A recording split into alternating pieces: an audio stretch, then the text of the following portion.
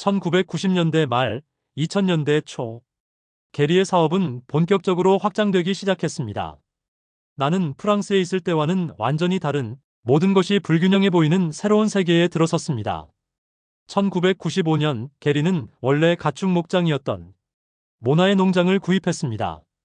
그 땅은 한 번도 개발된 적이 없는 경작되지 않은 회전초 사막이었습니다. 게리는 그곳에 온실을 짓고 초목을 심었습니다. 그리고 초목이 준비되면 각 갈아엎은 밭에 이식했습니다. 그는 증류소를 확장했고 사무실, 정비소, 제작소, 헛간, 마구간도 세웠습니다. 오래되고 낡은 농가는 방문자 센터로 리모델링했습니다. 그가 하는 모든 일이 나에게는 매우 낯설고 충격적이었습니다. 나는 그 오래된 서부 마을 느낌과 동물을 만질 수 있는 동물원이 정말 마음에 들었습니다. 그 농장의 변화는 정말 감동적이었습니다. 특히 놀라웠던 건 자신의 농장에서 오일 추출실, 즉 조리기까지 직접 제작했다는 점입니다. 당시에는 이런 기계를 미국에서 구할 수 없었기 때문입니다. 다시 생각해봐도 게리는 진정한 개척자였습니다. 그는 프로방스에서 가져온 스케치를 바탕으로 설계도를 만들고 용접공과 금속 전문가를 고용했습니다. 필요한 모든 부품을 직접 만들어낸 겁니다. 게리는 평생을 바쳐 수많은 시행착오 끝에 생산성을 높이기 위한 연구를 했습니다. 특히 냉각기, 즉 콘덴서에 집중했습니다. 그는 증기의 방향과 속도를 연구해 냉각을 최적화할 수 있는 장비를 설계하고 제작했습니다. 우리 증류기의 콘덴서는 수직형이었지만 그는 그것들을 비스듬히 설치하기로 결정했습니다. 오일의 효능을 해칠 수 있는 과도한 압력을 피하기 위해서였습니다. 그는 증기가 탱크 안에서 어떻게 움직이는지를 연구했고 직접 탱크 안에 들어가 실험까지 했습니다. 그러면서 백조의 목처럼 부드럽게 구부러진 새로운 형태의 증기 뚜껑과 연결관을 설계했습니다. 물론 그는 증류기 안에 오래 머물진 않았지만 자신의 설계에 맞춰 기계를 만들기 위해 위험을 감수했습니다. 게리는 절대 서두르지 않았습니다. 항상 정밀하게 연구하고 분석했습니다. 그는 실험의 한계에 도전했고 늘 더 나은 결과를 만들기 위해 노력했습니다. 무엇보다도 감동적이었던 건 자신의 발명품이 도난당할까 걱정하지 않고 기꺼이 다른 사람들과 공유했다는 점입니다. 증류소가 완성되었을 때 게리는 모든 유통업체가 참석하는 컨벤션 기간에 크게 축하 행사를 열기로 했습니다.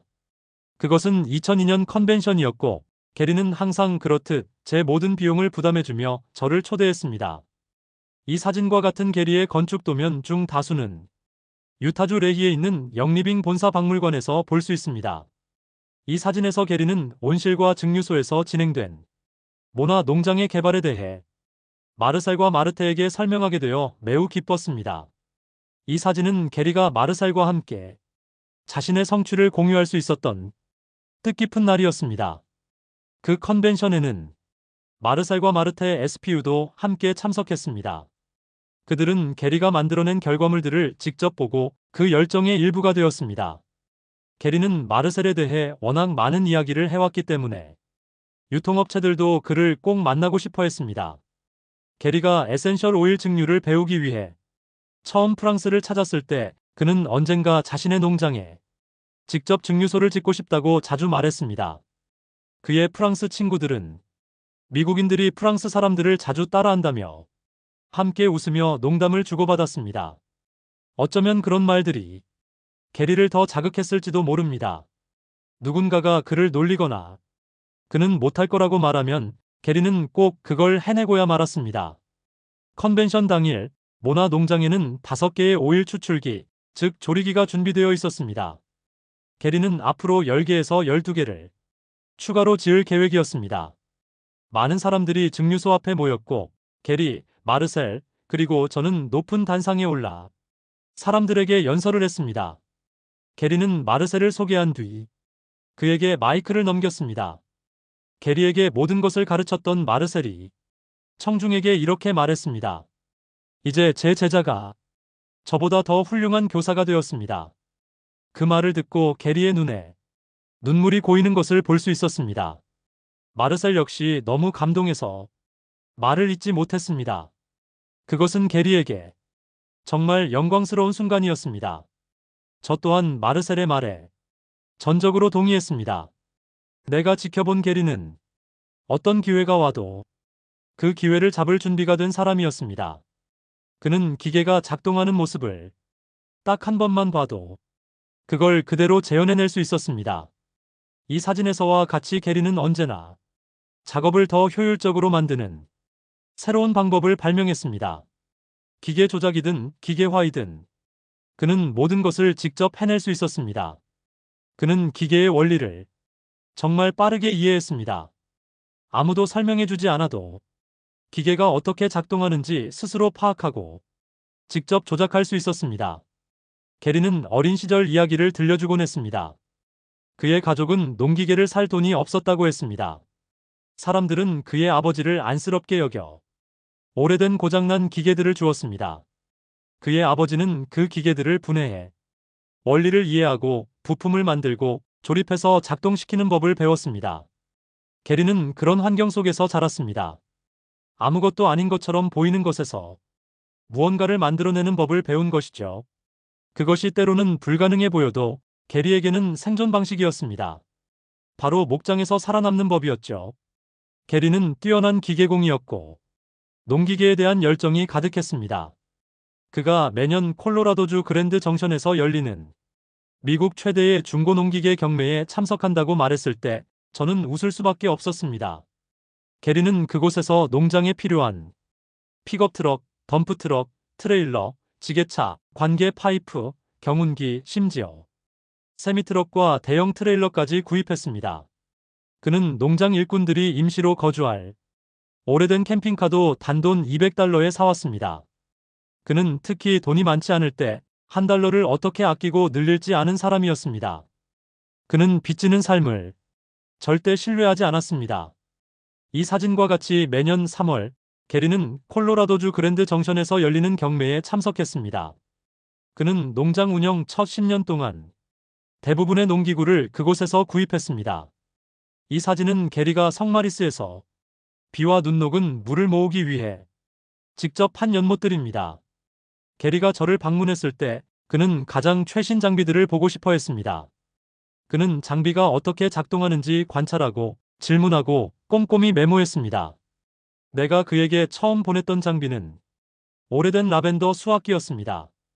그는 처음엔 그 기계를 살 가치가 있을지 고민했지만 결국 라벤더를 자르고 수확하는데 그 기계를 잘 활용했습니다. 하지만 곧 그는 그 장비를 뛰어넘는 자신만의 혁신적인 기계를 만들기 시작했습니다. 제가 처음 보냈던 그 라벤더 수확기는 지금도 모두가 볼 수 있도록 모나 농장 박물관에 전시되어 있습니다. 사진 게리가 설계한 두 번째 파종기는 1998년에 모나 농장에서 제작되었습니다. 이 파종기는 5인용으로 성마리스에서 처음 만든 파종기보다 훨씬 빨랐습니다. 게리는 라벤더 씨앗을 심는 기계를 미국식으로 설계하고 제작했습니다. 그 기계는 매우 넓고 사멸이 아닌 오열로 작동하도록 구성되었습니다. 그는 식물을 들어올려 올바른 위치에 놓는 순간 사이 시간이 낭비된다는 점을 발견했습니다.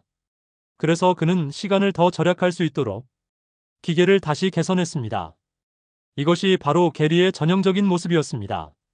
건축가, 혁신가, 리더, 발명가로서의 모습이죠.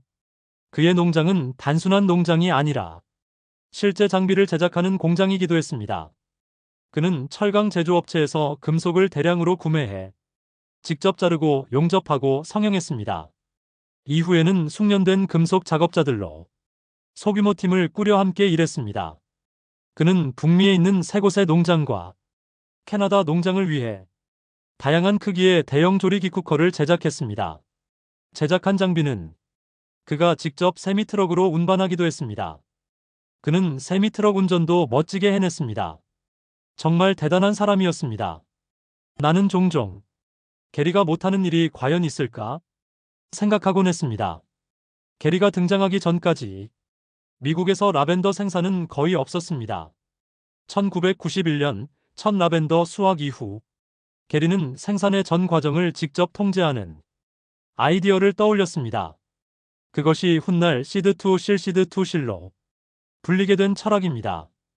회원들은 그 과정을 직접 체험하기 위해 자발적으로 농장에서 일했습니다. 농장은 언제나 깨끗했고 땅에는 쓰레기 하나 없었습니다. 게리는 연못을 파서 증류소와 관계시설에 필요한 빗물과 눈 녹은 물을 저장했습니다.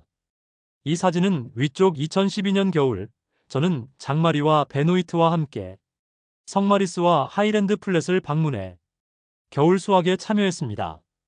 이때가 장마리와 베노이트의 첫 미국 여행이었고 그들은 아직도 그때 이야기를 자주 꺼냅니다. 이 사진은 2006년 8월 성마리스 농장에서 라벤더를 수확하고 증류를 도왔던 영리빙 회원들. 이 왼쪽 사진은 에콰도르에서 저수지를 파는 게리. 여기서 오른쪽 사진은 댐이 완공되자마자 비가 내려 저수지를 가득 채우기 시작했습니다. 이 사진과 같이 에콰도르의 저수지는 아름다운 농장 전체에 물을 공급하고 있습니다. 에콰도르에 있는 자신의 농장에서 게리는 거대한 저수지를 직접 파냈습니다. 그곳에는 몬순 비가 흘러들어와 저수지를 가득 채웠습니다. 저수지가 워낙 넓다 보니 게리는 직원들과 방문객들을 위해 수상스키와 제트보트를 사다 주었습니다. 그리고 장마로 수위가 높아졌을 때는 식당이 물 위에 떠 있는 것처럼 보이도록 중마 위에 레스토랑을 짓기도 했습니다. 왼쪽 사진에서 제인과 저는 1998년에 처음으로 컨벤션에 참석했습니다. 오른쪽 사진에서는 컨벤션 기간 동안 란델 가족이 농장에서 점심을 즐기고 있습니다. 왼쪽 사진과 같이 게리와 나눈 우정은 평생 지속되었습니다.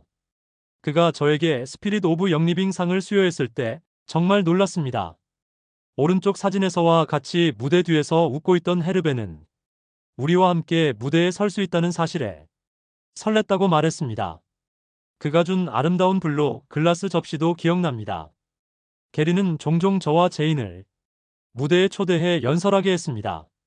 우리 둘 다 사람들 앞에 서는 것을 그다지 좋아하진 않았지만 게리와 함께한 모험 이야기를 나누는 건 정말 즐거웠습니다.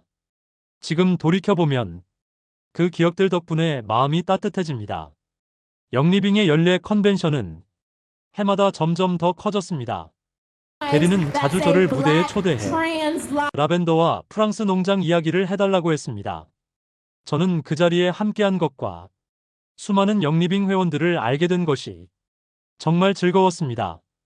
그들은 게리를 사랑했고 그가 제공하는 에센셜 오일과 블렌드를 진심으로 좋아했습니다. 수많은 사람들과 함께한 컨벤션은 정말 흥미진진했습니다. 우리는 그곳에서 많은 친구들을 사귀었습니다. 특히 2014년 게리가 저에게 스피릿 오브 영리빙 상을 수여했을 때 우리는 마치 왕족이 된 듯한 기분이었습니다. 저는 그것이 우리 가족 전체에게 보내는 아름다운 찬사라고 느꼈습니다. 우리가 함께한 이 모든 순간들이 게리와 저의 우정을 더욱 깊게 만들었습니다. 저는 그의 집으로 갔던 여행을 절대 잊지 못할 겁니다. 그는 항상 1톤짜리 듀얼 휠 다치 트럭으로 저를 데리러 왔습니다. 그 트럭은 정말 크고 넓어서 제가 운전하고 싶은 트럭은 아니었지만 게리는 그것을 좋아했고 기꺼이 운전대를 잡았습니다. 공항으로 돌아갈 때마다 비행기를 놓칠까봐 늘 걱정이었습니다. 우리는 보통 출발을 마지막 순간까지 미뤘고 예상치 못한 일이 항상 벌어졌습니다.